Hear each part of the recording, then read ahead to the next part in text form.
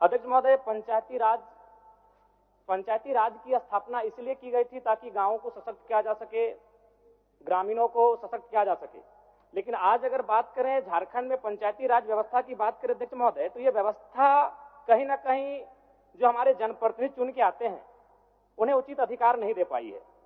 संविधान की धारा 243 के प्रावधान के अनुसार 11वीं अनुसूची में सूचीबद्ध 29 विषयों का अधिकार पंचायतों को देना है, लेकिन झारखंड में इन 29 विषयों पर त्रिस्तरीय पंचायती राज व्यवस्था जनप्रतिनिधियों के अधिकार से बहुत दूर रखा गया है।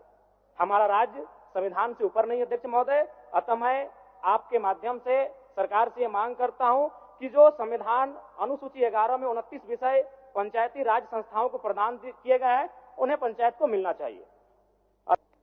अध्यक्ष महोदय, अगर जलवायु परिवर्तन की बात कहें तो बड़ा चिंताजनक विषय है। ये कहानी जादूगोड़ा की है। यह हमें लगता है अब वह धीरे धीरे विश्व स्तरीय मामला बनने जा रहा है, इसलिए इस मामले को जरा गंभीरता पूर्वक लेने की आवश्यकता है। चूंकि हमारी बड़ी बहन मंत्री महोदया इस विभाग की मंत्री हैं, वो एक स्त्री हैं, शायद भली भांति पीड़ा को समझेंगी। एक सर्वे की रिपोर्ट कहती है कि जादूगोड़ा के लगभग 1 दर्जन गांवों का सर्वे किया गया है। वो सर्वे की रिपोर्ट कहती है कि 47% महिलाएं मां बनने की क्रिया की इच्छा जागृत नहीं कर पाती है। यानी मां बनने की जो क्रिया है उस इच्छा को जागृत नहीं कर पाती है। वो रिपोर्ट कहती है 47%।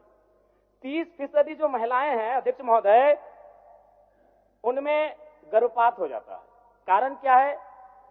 ये सबको मालूम है, यूरेनियम का खनन और उसके रेडिएशन से जो प्रभाव पड़ता है, कहीं ना कहीं जादूगोड़ा के जो जीवन है उसे अस्त व्यस्त करके रखा गया अध्यक्ष महोदय।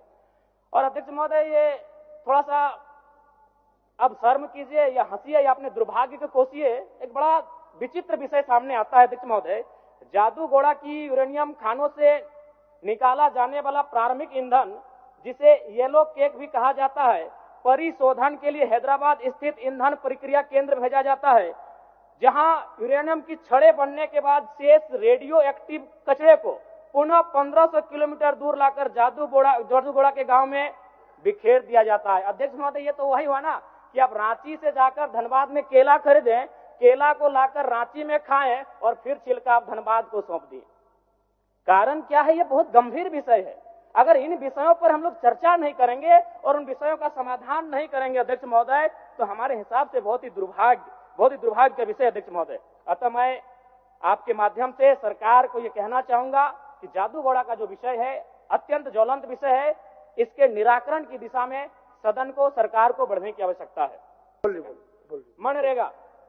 मनरेगा में अभी केंद्र सरकार के माध्यम से 245 रुपए मानव दिवस है और झारखंड सरकार उसमें 27 रुपए एक्स्ट्रा दे रही है, यानी 272। अगर 100 दिन के आंकड़े को ले लिया जाए तो 272 × 100 यानी 27,000 के आसपास होता है। अगर उसे फिर हम लोग 12 महीने होते हैं, अगर 12 महीने से डिवाइड करेंगे तो 2000 से ज्यादा उसका महीने का इनकम होता है। इससे क्या होता है कि नरेगा का काम लोग करना नहीं चाहते हैं। तो जब नरेगा का काम करना नहीं चाहते हैं, यही करप्शन सृजन होता है।